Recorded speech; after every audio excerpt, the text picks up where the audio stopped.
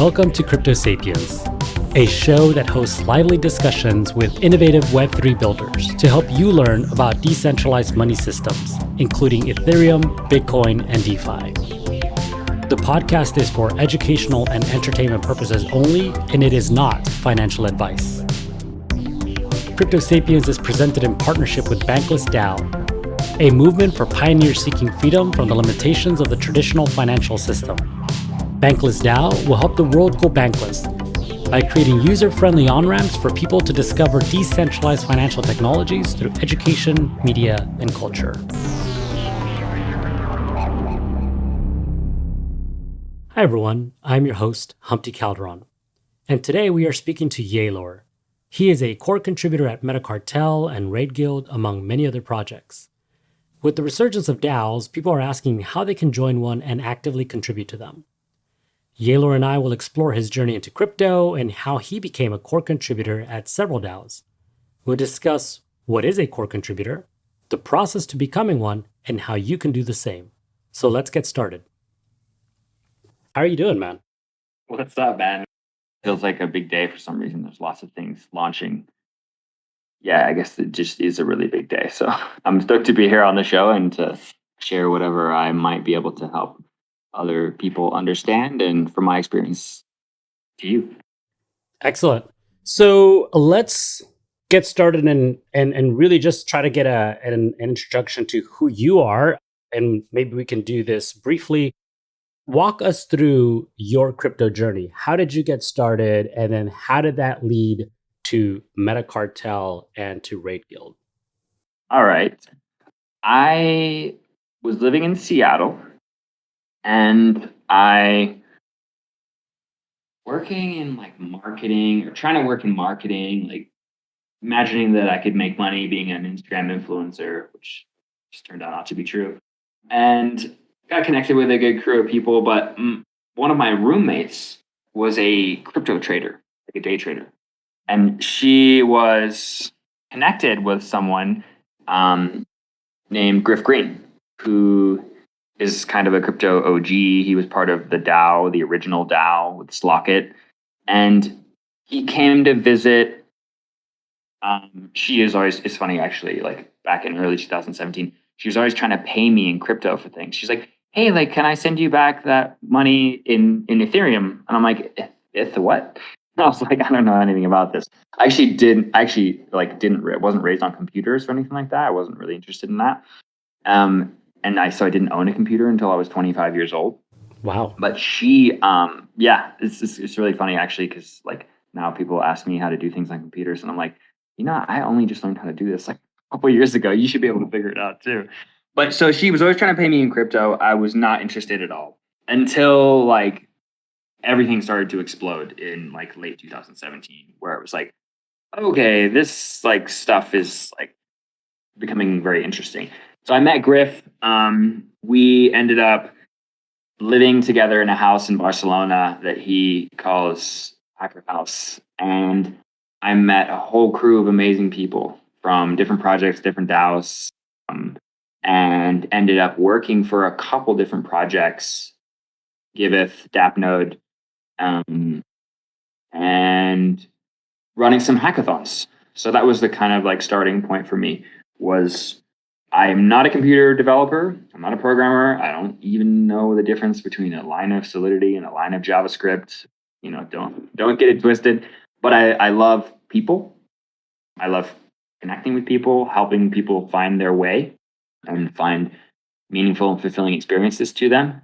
And so through working with these projects, I was able to connect with individuals, hear about what they're building, what they're up to, and help them find opportunities to collaborate with the projects, whether that's resources, getting developers, explaining the outcome of their project in a more compelling way. And that was my beginning. That was back in 2017. I mean, I definitely jumped in like in the deep end where I was like, all right, I'll just move to Spain and like jump into a hacker house. But at that time, like I was living in Seattle for like 4 or 5 years, and I was kind of looking for something new and something different. So when the opportunity surfaced itself, I was like, how often does that come along? Like someone says, hey, you can move into our house in Spain. And I was like, I should probably do that. So I jumped in and spent 6 months just deep diving and being part of so many conversations where people were using words I had no idea what the words were, but I loved the energy. And I was like, this, like crypto stuff seems like something that's not ever been done before and something that has the potential to impact and to change a lot of lives. Yeah. And so that was it. I was red pilled through that process Yeah. and just became a believer and really wanted to learn more. And so 4 years later, here I am. I know a lot of the big words myself, still not all of them, but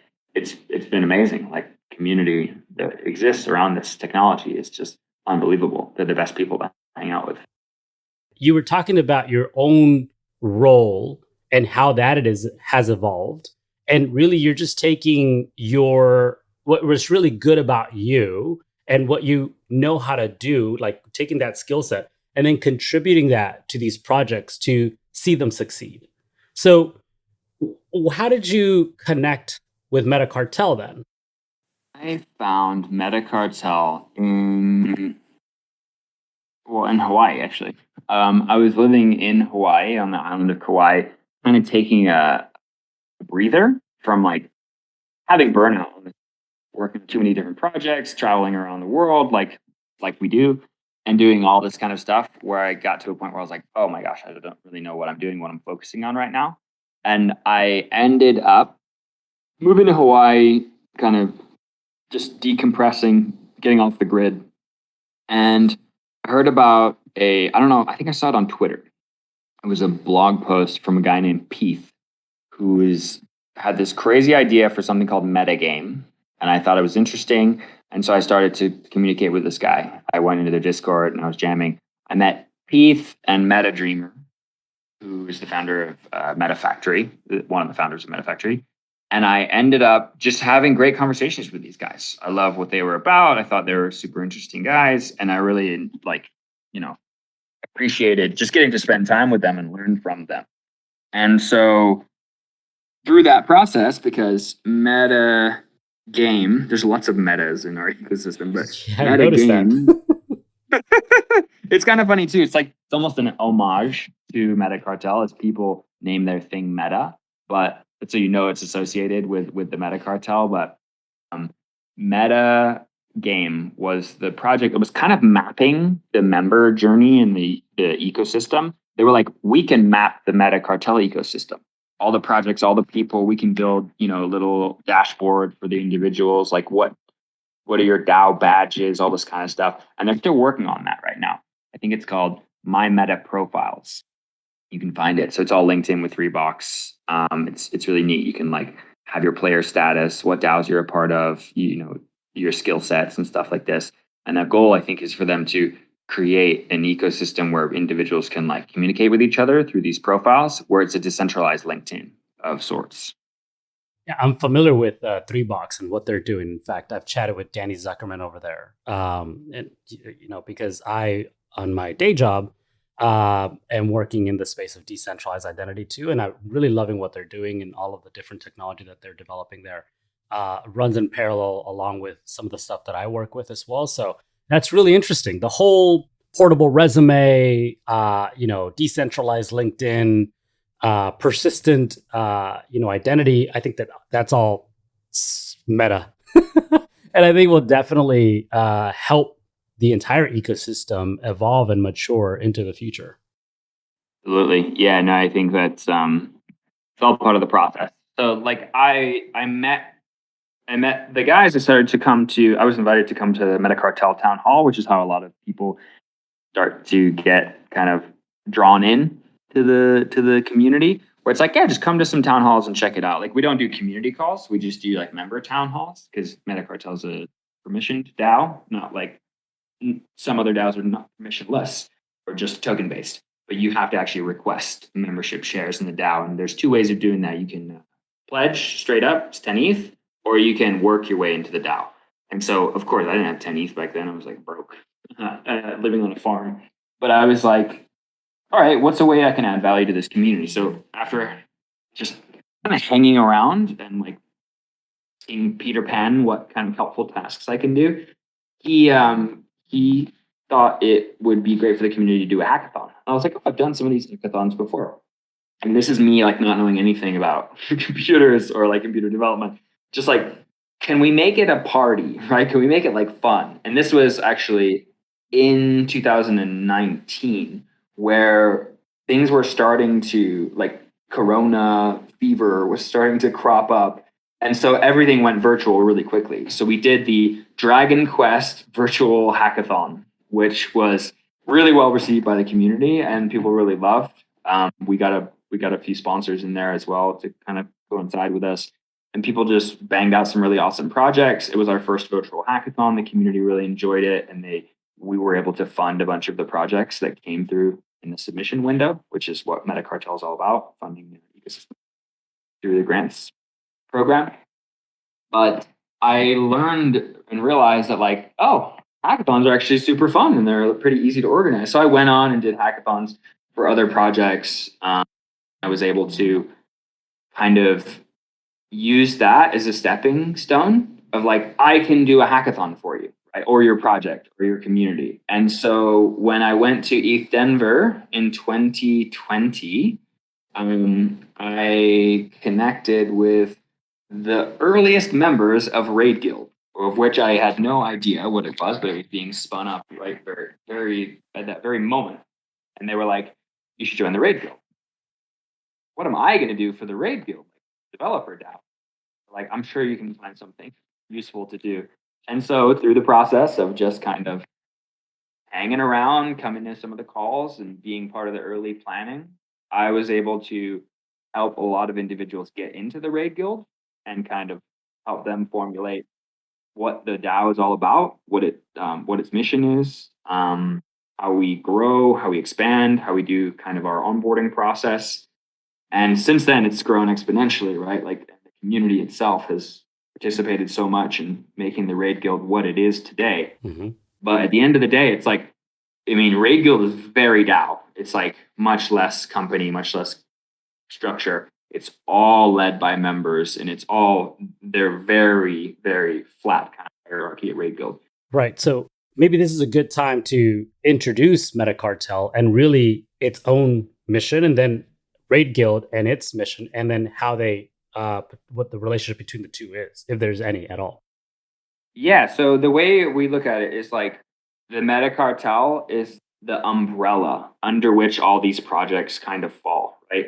There's no equity, there's no ownership. It's just like we of the MetaCartel, which is a grant giving DAO, basically was created by Peter Pan and friends in 2018, 17, maybe. I don't know when it was actually founded.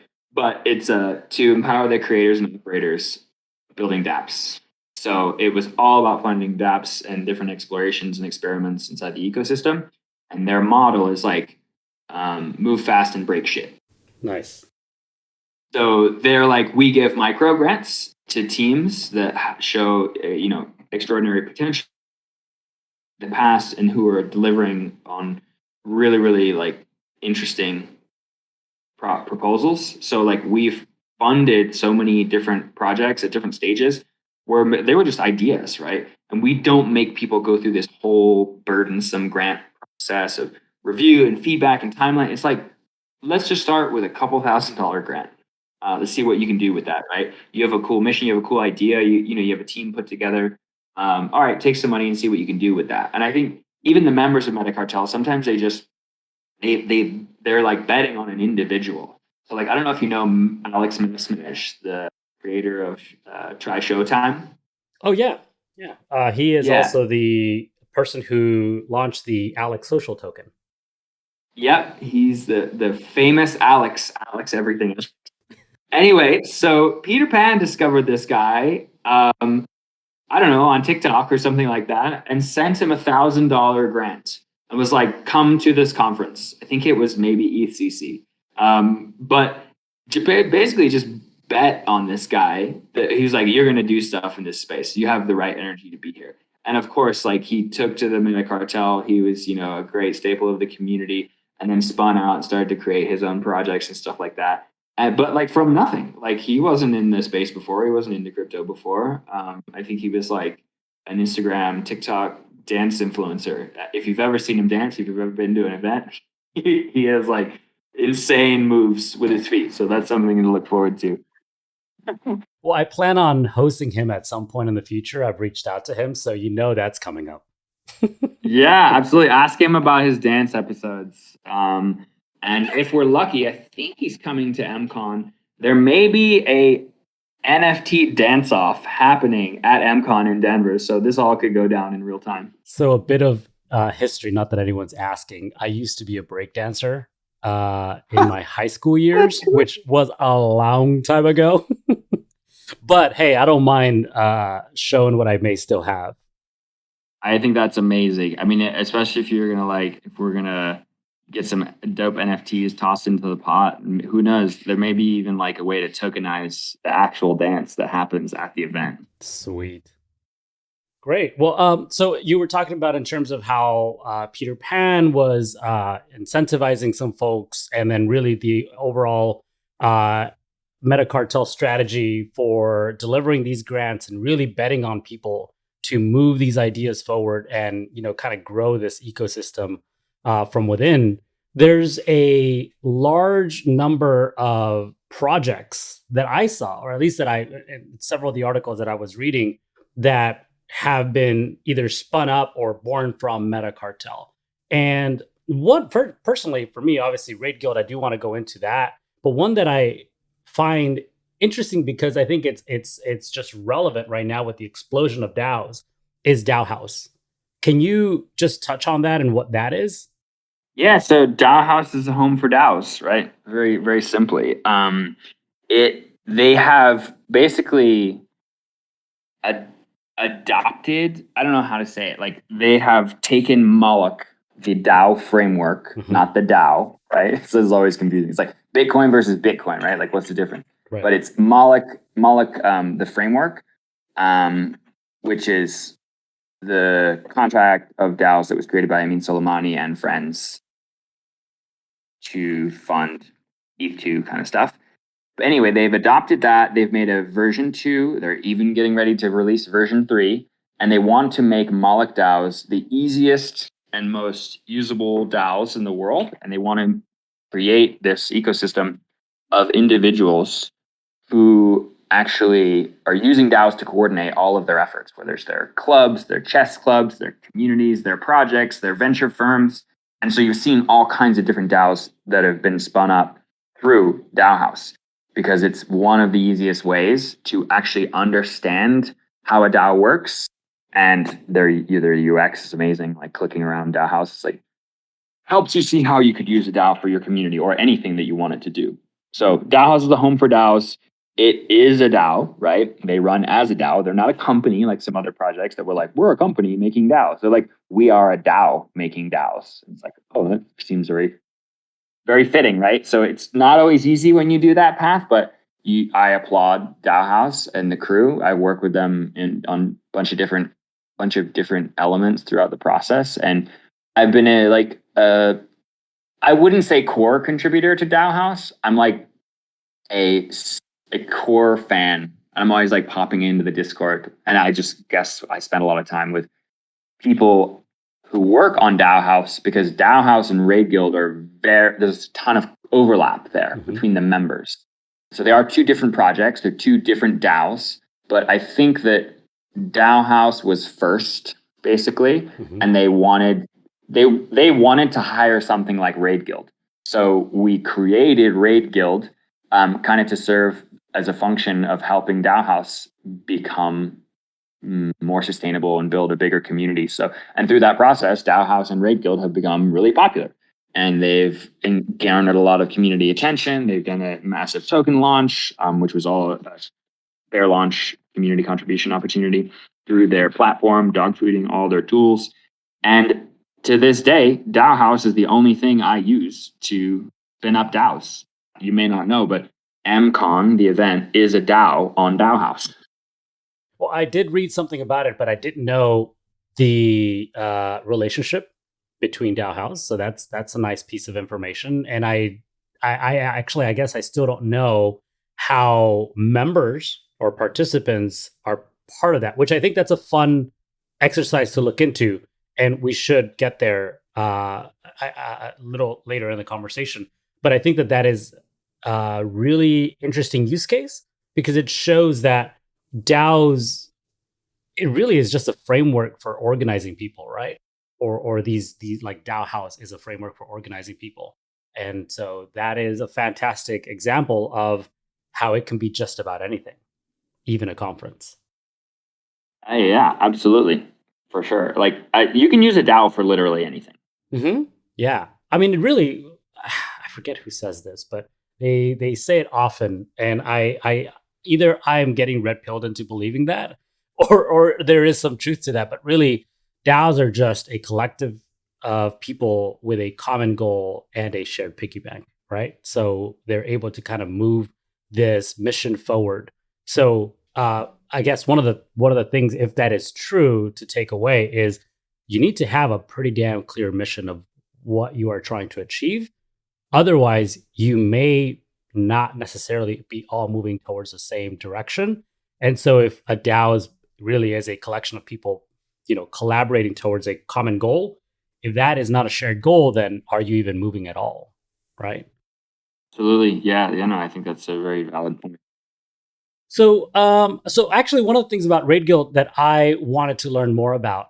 So, if you are familiar with the Bankless DAO and how it's organized, it has several guilds that comprise or make up the DAO, and these guilds all operate in unique spaces with people that either find themselves just gravitating to that idea or have skill sets and they want to contribute.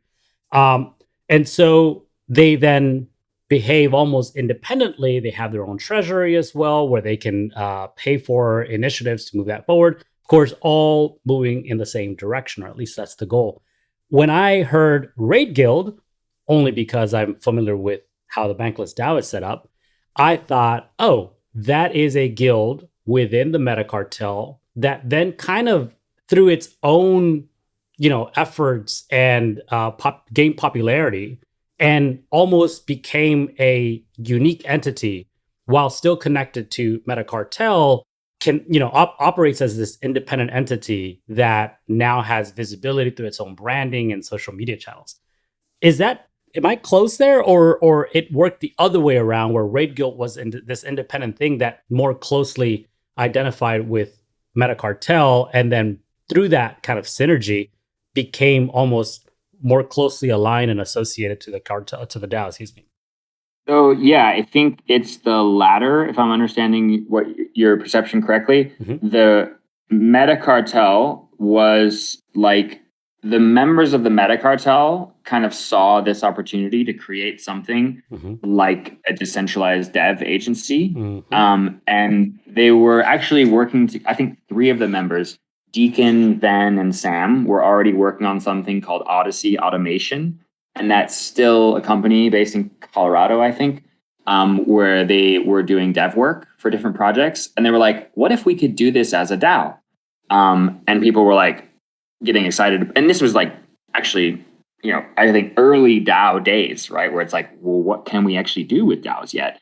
So they were like, what if we coordinated as a DAO? And I think it was honestly the branding of Raid Guild that was like so just like super interesting, this black and red with like slaying Moloch, all about the theme that people got kind of excited about, right? It's very dark. It's got a lot of that energy of like D&D, like game playing, role playing, like all the roles inside the group. So, but those people were the ones that kind of thought it would be really cool to build this and play with it. So it started as an idea, and then it crystallized at ETH Denver in 2020 with many of the MetaCartel members there. And then it just spun on from there. But like, I'm trying to think. Raid Guild actually never even needed a grant from MetaCartel. So like they've obviously MetaCartel like fund things Raid Guild's involved with, but it was more like, can Raid Guild, does it have the blessing of MetaCartel to go forth and to exist on its own, and has started to stand on its own two legs? Because Raid Guild is its own thing. It has its own members. It has its own process. It has its own literal DAO. So like all of those kind of things are separate from MetaCartel specifically. Like you don't have to know. And there's a lot of people in Raid Guild that know nothing about MetaCartel. Mm-hmm. Just like to tell you that, which I always think is interesting. I'm like, oh yeah, it's funny. Like people don't actually know about MetaCartel. Yeah, which goes to reinforce that idea that they operate as separate entities, though there may be some alignment there that brings them together from time to time to coordinate on efforts that both consider to be important and that they can add value to. Yeah, absolutely. And that's the key is like this intergroup coordination, right? Because the MetaCartel has like, I don't know, 50, 75 ecosystem projects. And like the goal for us is it's actually this like slogan that is everywhere on our website. It's if you want to go far, go alone. If you want to go fast, go together. Mm-hmm. And so we are like all about going together, right? Yeah. We want to collaborate, we want to cooperate, we want to grow, we want to bounce ideas back and forth. And like we're not here to own anything, right? Or to like take pieces of things. We're here to empower the ecosystem, to support the builders, and to see where they can go with it. And all we do is basically adopt these projects into the ecosystem. And people are like, what is that? What does that mean? And it's like, it's just like becoming part of a brotherhood of creators. Sisterhood, brotherhood. Like you just join the community. And once you start to jam with us and you start to hear the ideas and see the support from being a part of the community, you're just sold. You're like, wow, like this is the most like supportive, kind of interesting, like helpful group of individuals I could possibly find. And that's why the membership of MetaCartel is like so kind of like highly respected. We have so many like creative and like really, really dedicated people who just show up, and to know, like, not because they're making a ton of money by doing it, but because they want to see these things exist and they want to help other projects. So I just got off the MetaCartel town hall this morning, and it's like the new members who are joining are now trying to champion people who are still trying to join. So it's like, if you've just joined, like you're going to help someone else through this process, get in to the funnel, get a grant or something like that. So kind of paying it forward or paying it back, I guess, in that sense, which that spirit, that ethos aligns personally with my values and the rest of the community's values as well. So I think you're kind of bridging over to that next step of this conversation, which really is about individual contribution. What is the role of people that are already part of the DAO, and how can they support the growth of that ecosystem? How can they educate new members? Let's identify the two personas here. There's the one persona who has just arrived into this ecosystem. They heard about it somewhere. They heard about Bitcoin somewhere. They heard about NFTs somewhere. They've heard about Ethereum, DeFi, wherever the reason they're here. And now they want to not just hold a token, but they actually want to contribute to moving a project forward. Then there's the other persona, the persona that's been around for some time, the Peter Pan, the Yaylors of the world, right? Who have navigated their way through their crypto journey and have gained valuable lessons along the way and are now here in a position to be able to help those that are coming in. Let's talk about the Yaylors of the world. What is the role of those people who have been around for some time? Not just in terms of like what they contribute to the project, but how can they contribute, or do they even, is there any role for them? Should they be expected to help move this project along also through its community development? Great question. I think that our responsibility as, I don't know, leaders or like, I hate the word thought leader, but like influential people in this space is to help guide people along the way through the process to find their way into something that's meaningful to them, to find their way into a place and to expose the opportunities that seem like a good fit. So like for me, it's always, how can I help you do what you want to do? Like, and then like sussing that out, like what is interesting to you? What do you want to work on? What are your ideas?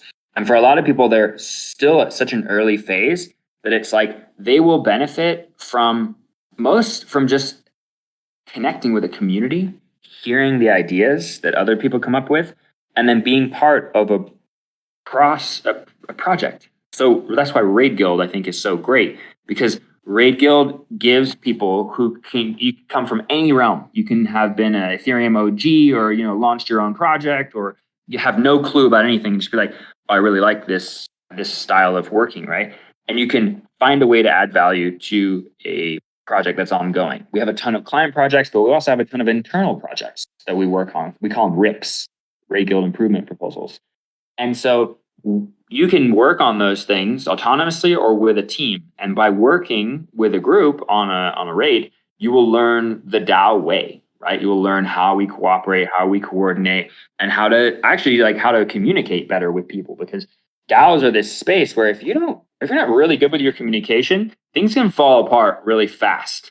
So it's like communicating really clearly and having people understand like what their roles are throughout the process is key, and it improves your skills as an individual. So like even in your life, like I've learned to become a better communicator at home because I communicate with people at work all the time. I'm learning these processes and this way of like, all right, I'm going to slow down, right? I'm going to be patient. I'm going to listen, understand, like all this kind of stuff that I think is really useful and helpful.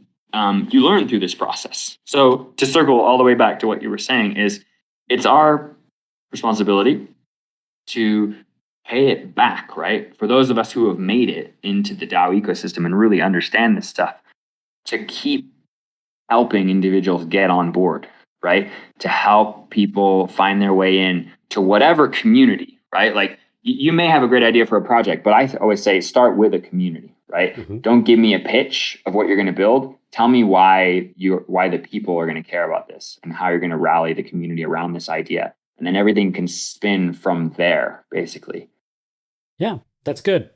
I like the idea of, that kind of accountability, right? Because I think crypto is all about accountability, starting from the fact that you need to be accountable for the security of your assets, understanding how digital wallets work, all the way down to being accountable for the maturity of this ecosystem and kind of helping promote that adoption. And that goes down to being a part of that education, being a part of that community engagement, setting the rails for that type of engagement. So yeah, I think that's really wonderful. And thank you for sharing that. Now, on the other side, someone new coming in, you kind of touched on it a little bit in terms of, again, I think it just goes back to that accountability. It's like, well, yeah, there may be some good documentation available. There may be a ton of videos out there on YouTube or on podcasts on Spotify on the subject, but it is such a vast universe of technology, of different projects and what they're seeking to do, that maybe that first step that you need to take is just become an active member of that community and listen, participate, and then contribute, right? Like identify what makes you unique and valuable and the things that speak to you, right? Absolutely. Yeah. Just showing up accounts for a lot, right? Showing up, hearing about what other people are interested in, participating in discussions. Like that's why I think community calls are a really great kind of starting point, where people can find out about one another. They can find out about what things people are interested in, and then they can form like little friendships, working groups, all this stuff from there. But it starts with like show up and ask how you can add value to this community, right? Not how you can like extract value, which I think is like kind of an old way of thinking about things. And a lot of people who come in looking for a job find that there's nothing for them, right? But if you come in with an open mind and you're like, oh, this is a community, like this is something different than what's been done before or a project I've worked at before, and looking at that, taking it into consideration, you'll see that you'll find a lot more collaborators by like looking at it as a friendship situation, some way that you can connect with people. That's it. I hope you took away some of the examples that Yaylor shared to becoming a core contributor in DAOs and learned about the MetaCartel ecosystem. If you want to learn more about MetaCartel, please go to metacartel.org or on Twitter at meta_cartel. Thanks for listening to Crypto Sapiens, and if you enjoyed this discussion, please give us a follow, like, and a 5-star review wherever you enjoyed your podcast. And stay tuned for our next discussion.